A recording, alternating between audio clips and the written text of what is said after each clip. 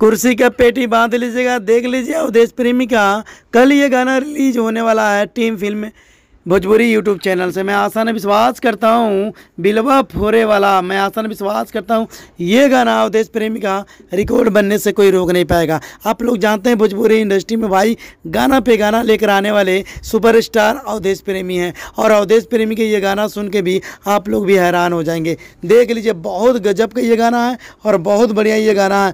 Teaser release हो चुका है, जाकर देख सकते हैं team film Bhojpuri YouTube channel से। मैं आसान विश्वास करता हूं इस गाने को कल सुबह 7 बजे भाई रिलीज होने वाला team film Bhojpuri YouTube channel से। बहुत प्यारा ये गाना है और ऑर्केस्ट्रा सॉन्ग के हैं। मैं आप लोग विश्वास करता हूं खुशी सिंह इस गाने में काम की हुई है, और खेसारी लाल यादव के जैसे अवधेश प्रेमी गानों पे गाना लेकर आ रहे हैं।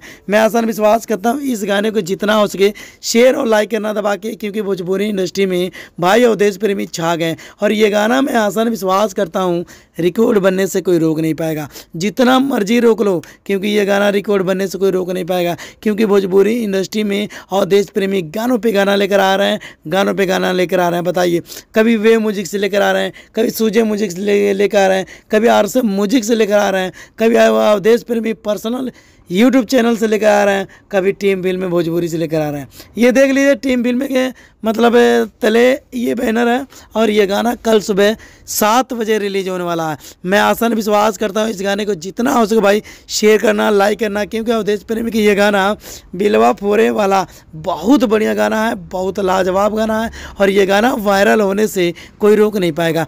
आप लोग जानते हैं यूपी, बिहार, दिल्ली, पंजाब, हरियाणा हर जगह भाई अवधेश प्रेमी का गाना बज रहा है, और बजना चाहिए, क्योंकि इनका गाना ऐसा बज रहा है, ऐसा बज रहा है कभी सोचे भी नहीं होंगे। मैं आसान विश्वास करता हूँ भोजपुरी इंडस्ट्री में जितना हो सके इस वीडियो को शेयर करना, लाइक करना, प्यारा से कमेंट करके जरूर बताइएगा।